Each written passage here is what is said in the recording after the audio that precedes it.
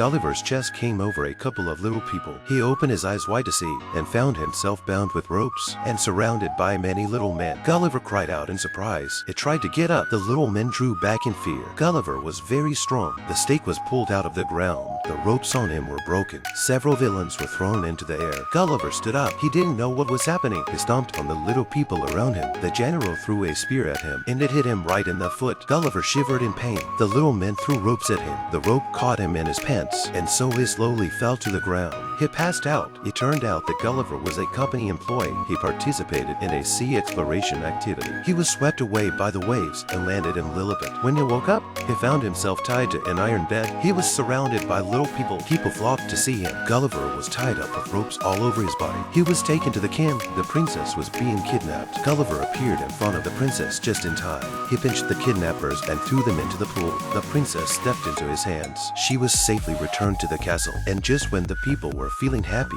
the castle was on fire. The king was trapped inside. Everyone panicked. Gulliver ran to save the king. He reached into the burning window, but the fire burned his hand. He flung his hand around in pain. As the fire grew bigger and bigger, Gulliver had an idea. He put down his pants. He poured a long stream of urine on the fire, and he poured it on the king. Then the general arrived and got wet too. Luckily for him, the fire was finally put out. The princess came and embraced the king. Gulliver was made a general by the king because he put out the fire. People gathered around Gulliver and cheered. He became a big hero. Then the king gave Gulliver a feast. At the banquet, he talked with great interest about his past. The people were curious about what he had to say. The king had a villa built especially for him. Here Gulliver drank coffee and enjoyed the sunshine, even at the movies. His Saturday in the VIP section. Soon the enemy came to attack Lilliputian country again. Countless bullets hit Gulliver's belly. Not only was he unharmed, the bullets even bounced back. Gulliver suddenly realized that he had supernatural powers. Then he grabbed the rope in the water. One of the enemy's largest warships began to tilt. Gulliver tugged hard on the rope and walked through the water. Many small boats followed behind him, and they were pulled forward. The king applauded him happily. Gulliver had a big smile on his face. He played happily with the people of Lilliput. The king even prepared a foosball table for him. Gulliver's life in Lilliputian land was on up and up. Several little people stepped neatly on his back. Gulliver enjoys the most luxurious massage service in the country. Even a haircut. It takes 3 little people to do it. He wore a customized general's uniform. He looked so handsome and danced happily around the room. Gulliver's picture appeared in the castle square. The t-shirts